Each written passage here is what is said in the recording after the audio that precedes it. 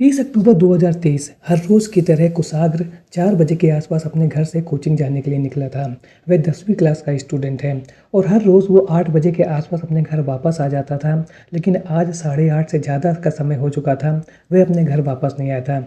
और अब परिवार वालों को इस बात की चिंता होने लगी कि उनका बेटा हर रोज़ तो घर आ जाता था, लेकिन आज ऐसा क्या हो गया है कि वो घर वापस नहीं आया है। वो लोग बोलते हैं ठीक है, हो सकता है ट्रैफिक में कहीं फंस गया होगा या एक्स्ट्रा क्लास की वजह से उसको कोचिंग में रोक लिया गया होगा। और अब 8 से 8:30 बज गए थे, लेकिन कुशाग्र अपने घर नहीं आया था। और अब परिवार वालों को इस बात की चिंता होने लगी थी कि कुशाग्र कहाँ चला गया है। वो लोग कुशाग्र के मोबाइल नंबर पर कॉल करते हैं, लेकिन उसका जो मोबाइल था वो स्विच ऑफ आ रहा था। और इस वजह से अब परिवार वालों की चिंता और भी ज़्यादा बढ़ गई थी। तो क्या हुआ था कुशाग्र के साथ? क्या कुशाग्र का किसी ने किडनैपिंग कर लिया था, या उसके साथ कुछ ऐसा हुआ था जिसके बारे में आपको जब आगे पता चलेगा तो आपके रोंगटे खड़े हो जाएंगे। और आज की कहानी उन लोगों को ज़रूर देखना चाहिए जो लोग अजनबी लोगों पर बहुत ही आसानी से विश्वास कर लेते हैं। और ये लोग कोई भी हो सकते हैं। ये लोग हमारे ज़िंदगी में अजनबी के तौर पर आते हैं, लेकिन धीरे धीरे ये हमारे जीवन का पार्ट बन जाते हैं, यानी कि हमारी जो लाइफ होती है उसका एक अहम हिस्सा बन जाते हैं। ये दूध वाला हो सकता है, आपके घर में आने वाला पेपर वाला हो सकता है, आपके घर में काम करने वाले नौकर हो सकते हैं, या कोई भी ऐसा व्यक्ति हो सकता है जो आपकी रोज़मर्रा की ज़िंदगी में काम आने वाली चीज़ों की सप्लाई करते हैं। लेकिन इन लोगों को आपके बारे में हर छोटी छोटी चीज़ मालूम होती है, क्योंकि आप लोग अपनी छोटी से छोटी बातें इन लोगों के साथ कभी ना कभी धोखे में या अपनी ज़रूरतों को पूरा करने के लिए शेयर कर देते हैं। और यही सब बातें ये लोग जब आगे चल करके आपके सामने ढाल के रूप में यूज़ करते हैं और कुछ ऐसी घटना को अंजाम दे देते हैं जो आने वाले समय में लोगों के साथ नासूर बन जाती है। लोगों को ऐसे ही लगता है कि आखिरकार तुमने ऐसा क्यों किया। तो कुशाग्र के साथ ऐसा ही हुआ था, और इस घटना को अंजाम देने वाला उनके घर का ही कोई व्यक्ति था जिसने बड़ी चालाकी से उसकी किडनैपिंग की थी और बाद में फिरौती की भी मांग की थी। लेकिन ये लोग पकड़े जाते हैं, और पकड़े जाने के बाद में ये ऐसी कहानी पुलिस वालों के सामने रख देते हैं जिसको सुनने के बाद आप भी हैरान हो जाएंगे। तो आज का वीडियो बहुत इंटरेस्टिंग होने वाला है। वीडियो पसंद आए तो वीडियो को लाइक और चैनल को सब्सक्राइब जरूर करें, क्योंकि ऐसे ही इंटरेस्टिंग और रियल और लेसनेबल कहानियां मैं आप लोगों के लिए हर रोज लेकर के आता रहता हूँ। तो चलिए वीडियो को शुरू करते हैं विस्तार से। कानपुर के रहने वाले मनीष कनोडिया कपड़े के बड़े व्यापारी हैं। उनके परिवार में उनकी पत्नी और 2 बेटे हैं, और सबसे बड़े बेटे का नाम है कुशाग्र और उसकी उम्र 16 साल है, और इस समय वो क्लास 10th का स्टूडेंट है। वो हर रोज़ की तरह 4 बजे के आसपास अपनी स्कूटी से कोचिंग के लिए निकलता है और 8 बजे के आसपास वो अपने घर आ जाता है। 30 अक्टूबर 2023 को वह अपनी कोचिंग के लिए 4 बजे निकला था, और अब समय हो चुका था 8 से 8:15 के बीच था, लेकिन वो अपने घर वापस नहीं आया था। परिवार वालों को अब चिंता होने लगी थी कि कुशाग्र कहाँ चला गया है। और इसके बाद उनकी जो माँ है उसके मोबाइल नंबर पर फ़ोन करती हैं, लेकिन उसका जो मोबाइल था वो स्विच ऑफ आ रहा था। और अब परिवार वालों को और भी ज़्यादा चिंता होने लगी थी। और इसी बीच में 8:30 बजे के आसपास उनके अपार्टमेंट के नीचे जो सिक्योरिटी गार्ड खड़ा रहता है सिक्योरिटी के लिए, वो दौड़ करके उनके कमरे में आता है, यानी कि उनके फ्लैट में पहुंचता है। और फ्लैट में पहुंचने के बाद में वो बोलता है कि ये चिट्ठी दे करके 2 लोग गए हैं, आप लोग देख लीजिए इस चिट्ठी में क्या लिखा हुआ है। जैसे ही उनका परिवार इस चिट्ठी को खोलता है, उनके होश उड़ जाते हैं। चिट्ठी में यह लिखा हुआ था कि हमने आपके बेटे कुशाग्र का अपहरण कर लिया है, यानी कि उसकी किडनैपिंग हो गई है, और आप लोग यदि अपने बच्चे को जिंदा देखना चाहते हैं तो हमारे हाथ में 30 लाख रुपए रख दीजिए और आपका बेटा 1 घंटे में आपके घर पहुंच जाएगा। इसमें आगे यह भी लिखा हुआ था कि आप लोग पुलिस वालों को नहीं बताएंगे, ना ही अपने आस पड़ोस के लोगों को बताएंगे, साथ ही साथ आपकी लखनऊ में जो फैमिली रहती है उसको भी नहीं इन्फॉर्म करेंगे। और इस लेटर को पढ़ने के बाद अब परिवार वालों को यह लगने लगा था कि इन अपहरणकर्ताओं को यह कैसे पता चला कि हमारी एक फैमिली लखनऊ में रहती है। यानी कि कहीं ना कहीं अब परिवार वालों को यह शक होने लगा था कि जो कुशाग्र की किडनैपिंग की गई है और जिसने ये लेटर भेजा है वो उनके परिवार का ही है, या वो एक ऐसा जानकार व्यक्ति है जो उनके परिवार से एक लंबे समय तक जुड़ा हुआ है।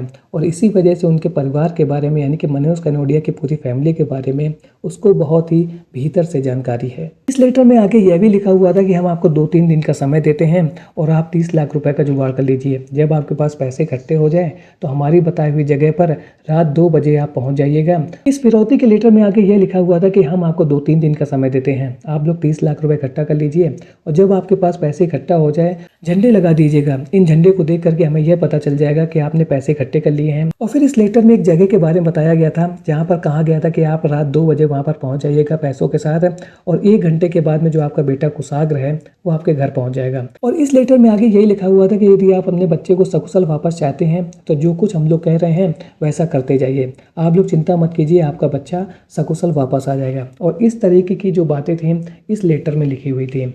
और इस बात का जैसे ही पता चलता है कुशाग्र के परिवार वालों को कि उनके बेटे का अपहरण कर लिया गया है, वो तुरंत पुलिस वालों को इन्फॉर्म करते हैं। पुलिस वाले भी तुरंत वहाँ पर पहुँच जाते हैं उनके फ्लैट में।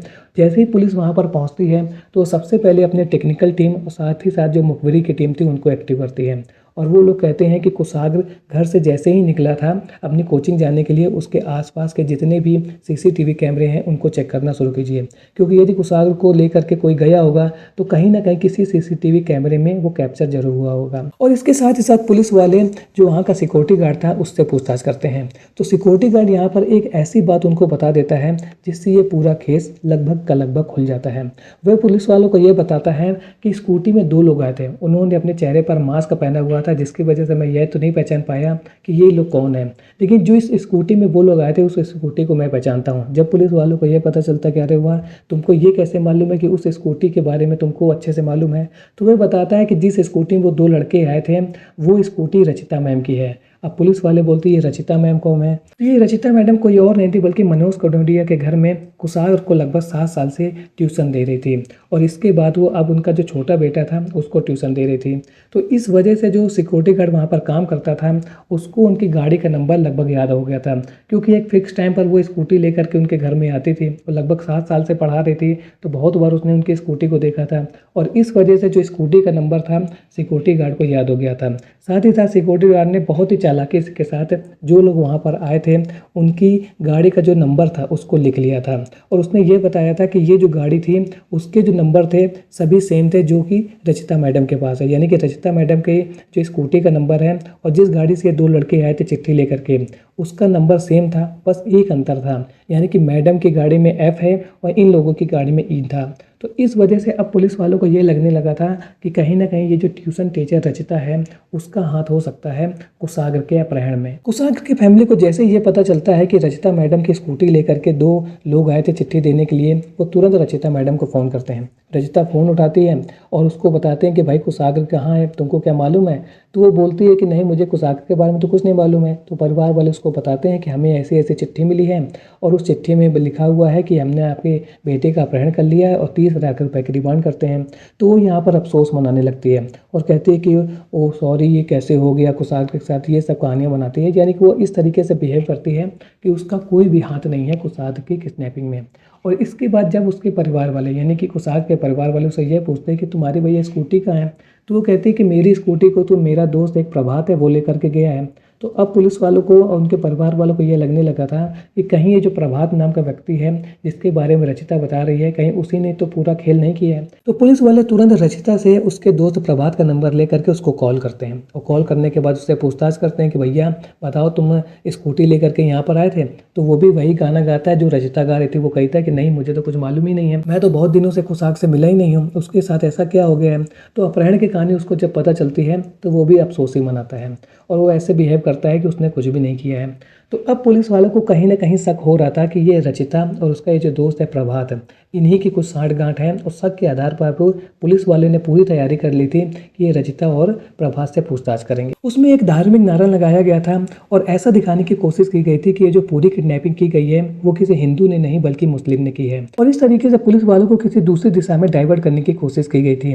लेकिन पुलिस वालों के पास इस पॉइंट को लेकर के किसी भी तरीके की कोई भी लीड नहीं थी। लेकिन पुलिस वालों के पास दूसरी लीड थी, जो सिक्योरिटी गार्ड ने बयान दिया था स्कूटी को लेकर के, और जिसके बाद रचिता मैडम जो ट्यूशन टीचर थी और साथ ही साथ जो उसका दोस्त था प्रभात, ये अब शक के घेरे में थे। और अब पुलिस वालों ने रचिता से पूछताछ करने की तैयारी कर ली थी। जैसे ही पुलिस वाले रचिता से पूछताछ करते हैं उसी बीच में जो उसका दोस्त था प्रभात वो भी वहाँ पर पहुँच जाता है। और अब पुलिस वाले कहते हैं ये तो बहुत ही अच्छा हो गया, अब दोनों यहीं पर आ गए हैं। और इसी बीच में जो पुलिस की टेक्निकल टीम थी वो लगातार कैमरों की जांच कर रही थी, और पुलिस वालों ने अब ये बोला कि रचिता और उसका जो फ्रेंड प्रभात है वो तो हमारे सामने बैठा हुआ है, आप लोग काम कीजिए, जो ये प्रभात है और ये जो रचिता है इनके घर के आसपास जितने भी सीसीटीवी कैमरे हैं उनको चेक कीजिए। तो जब पुलिस वाले सीसीटीवी कैमरा चेक करना शुरू करते हैं तो वो दंग रह जाते हैं। ओम नगर में प्रभात का घर था और प्रभात के घर के पास जो एक सीसीटीवी कैमरा था उसमें पुलिस वालों ने ये देखा कि कुशाग्र के पीछे स्कूटी में बैठ करके जा रहा है और उसके बाद कुशाग्र प्रभात के साथ उसके घर के अंदर जाता हुआ दिखाई देता है। कुछ समय के बाद रचिता, उसका दोस्त प्रभात और एक और लड़का था, ये तीनों बाहर आते हैं, लेकिन कुशाग्र बाहर नहीं आता है। तो अब पुलिस वालों को यह शक होने लगा था कि कहीं ना कहीं जो लास्ट लोकेशन मिली है कुशाग्र की, वो प्रभात के घर के अंदर ही है, क्योंकि ये तीनों बाहर आए हैं लेकिन कुशाग्र घर से बाहर नहीं आया है। और जब ये सब बातें पुलिस वाले रचिता और उसके दोस्त प्रभात को बताते हैं, जब इससे पूछताछ कर रहे थे, तो वो लोग बहुत देर तक टिक नहीं पाते हैं और उनको अब यह पता चल गया था कि पुलिस ने उनकी जो पूरी चालाकी थी उसको पकड़ लिया है, क्योंकि पुलिस के पास अब इलेक्ट्रॉनिक एविडेंस थे, जिससे ये क्लियर हो गया था कि जो लास्ट लोकेशन थी कुशाग्र की, वो प्रभात के घर के अंदर ही थी और वहाँ पर उसकी जो फ्रेंड है रचिता, वो भी मौजूद थी, साथ ही साथ एक लड़का और भी था। और इसके बारे में आगे पता चलता है जब रचिता और प्रभात पुलिस वालों को ये बताते हैं कि हाँ, हमने कुशाग्र का अपहरण किया है, लेकिन इसके बाद वो एक और बात बताते हैं जिसको सुनने के बाद पुलिस टीम बिल्कुल चौंक जाती है, अचंभित हो जाती है। वो लोग बताते हैं कि हमने कुशाग्र का मर्डर कर दिया है। जैसे ही पुलिस वालों को ये बात पता चलती है कि कुशाग्र का मर्डर हो गया है, तो पुलिस वालों का नेक्स्ट क्वेश्चन ये था कि कुशाग्र की डेड बॉडी कहाँ है। तो रचिता और उसका प्रेमी प्रभात ये बताते हैं कि मेरे घर के स्टोर रूम में कुशाग्र की डेड बॉडी पड़ी हुई है। पुलिस की टीम एक तुरंत वहां पर पहुंचती है और कुशाग्र की डेड बॉडी को रिकवर कर लेती है। पोस्टमार्टम करने के बाद में ये पता चलता है कि उसकी गला दबा करके, यानी कि गला घोट करके हत्या की गई है। तो अब पुलिस वाले रचिता और उसके दोस्त प्रभात से अपनी तरीके से पूछताछ करना शुरू करते हैं और उनसे कहते हैं कि तुम लोगों ने कुशाग्र का किस वजह से किडनैपिंग की थी, तुम तो 7 साल से उनके घर में पढ़ा रही थी, इसके बावजूद भी तुमने इस तरीके की घटना का अंजाम क्यों दिया। तो वो लोग बताते हैं कि हमने 3 दिन पहले ही कुशाग्र के अपहरण और हत्या करने की प्लानिंग बना दी थी और इसके लिए पहले से उन्होंने रस्सी भी खरीद करके रखी थी और इस घटना को अंजाम देने के लिए प्रभात का एक दोस्त था शिवा, उसने भी इनकी पूरी सहायता की थी। यानी कि ये जो कत्ल हुआ था कुशाग्र में, उसमें 2 लोग नहीं थे बल्कि 3 लोग थे और इस पूरी कहानी का जो मास्टरमाइंड था वो कोई और नहीं, रचिता का जब बॉयफ्रेंड था प्रभात, वो था। और उसी ने प्लानिंग बनाई थी कि कुशाग्र का अपहरण करने के बाद उसका मर्डर कर देंगे और फिर उसकी फिरौती मांगेंगे और फिरौती की जो 30 लाख रुपए होंगे उससे ये दोनों सेटल होना चाहते थे। यानी कि इन लोगों का प्लान ये था कि 30 लाख रुपए जब मिल जाएंगे तो ये दोनों आपस में शादी कर लेंगे और फिर जाकर के सेटल हो जाएंगे। लेकिन इनकी जो प्लानिंग थी वो फेल हो गई थी और स्कूटी के नंबर थे पुलिस वालों ने अब कुशाग्र के अपहरण और जो मर्डर का पूरा केस था उसको खोल करके रख दिया था। प्रभात ने पुलिस वालों को आगे ये बताया कि जब कुशाग्र अपने घर से कोचिंग जाने के लिए निकला था तो वह कुछ ही दूर पर पहुंचा था कि तभी मैं उससे मिलता हूँ और इसके बाद मैंने उससे ये कहा कि तुम कोचिंग जा रहे हो, इससे पहले तुम मुझे घर पर छोड़ दो। लेकिन यहाँ पर जो कुशाग्र था वो मना नहीं कर पाया, क्योंकि प्रभात जो था उसकी मैडम रचिता का दोस्त था और इस वजह से मैडम का दोस्त होने की वजह से वो उसको मना नहीं कर पाया। उसने बोला कि ठीक है, कोचिंग में बाद में चला जाऊँगा, सबसे पहले तुमको घर में छोड़ देता हूँ।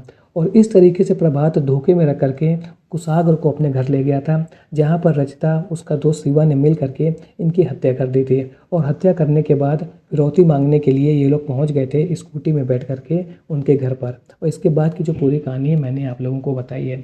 तो यहाँ पर कुशाग्र के जो अपहरणकर्ता थे और जो मर्डरर थे उनको पुलिस वालों ने अब गिरफ्तार कर लिया है और अब ये केस कानपुर के ADJ-1 कोर्ट में चल रहा है। और अब कुछ ही समय के बाद इस केस को लेकर के जो अदालत का फाइनल डिसीजन है वो आ सकता है, क्योंकि ये जो घटना हुई थी 2023 में हुई थी, अब चल रहा है जुलाई 2025 और ये केस लगातार अदालत में चल रहा है और इस पर कार्रवाई अदालत कर रही है। और कुछ समय बाद यह पता चल जाएगा कि रचिता, उसके प्रेमी प्रभात और जो उसका दोस्त है शिवा, इनको इनके कर्मों की क्या सजा मिलने वाली है। लेकिन इस केस से हमें जो इस बात को समझने की ज़रूरत है वो ये है कि हमारे आसपास ऐसे बहुत सारे लोग होते हैं जो हमारे कुछ भी नहीं लगते हैं, लेकिन इनका हमारी ज़िंदगी में बहुत बड़ा रोल होता है, क्योंकि ये लोग हमारे जीवन की जो छोटी छोटी ज़रूरतें हैं उनको पूरा करते रहते हैं।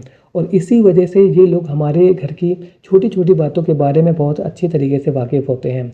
इनमें से कुछ लोग ऐसे होते हैं जो बहुत ज़्यादा अच्छे होते हैं, लेकिन कुछ लोग ऐसे होते हैं जो हमारी जानकारी का, यानी कि हमारे घर की जो छोटी छोटी इंपॉर्टेंट बातें हैं उनका गलत तरीके से यूज़ करते हैं, जैसा यहाँ पर रचिता ने किया है।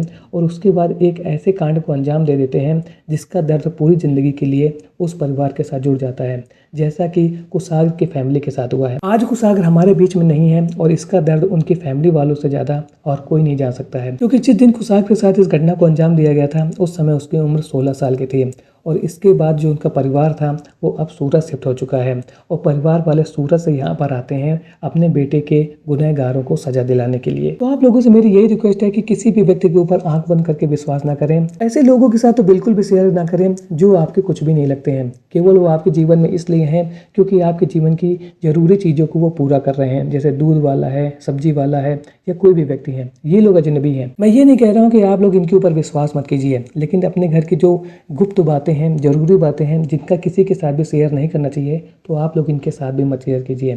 क्योंकि इनमें से कुछ लोग ऐसे भी होते हैं जो लोग क्रिमिनल माइंड रखते हैं और फिर आपके घर की जानकारी का गलत तरीके से यूज़ करके आपके साथ कुछ ऐसा गलत काम कर जाते हैं जिसका रिजल्ट आपको पूरी ज़िंदगी भुगतना पड़ता है। तो आप लोगों से यही रिक्वेस्ट है, अजनबी लोगों के साथ किसी भी तरीके की इंपॉर्टेंट बातों को, इन्फॉर्मेशन को शेयर ना करें। आज का वीडियो आपको कैसा लगा कमेंट सेक्शन में ज़रूर बताएं। मिलता हूँ ऐसे को नए इंटरेस्टिंग वीडियो में, तब तक के लिए थैंक्स फॉर वॉचिंग।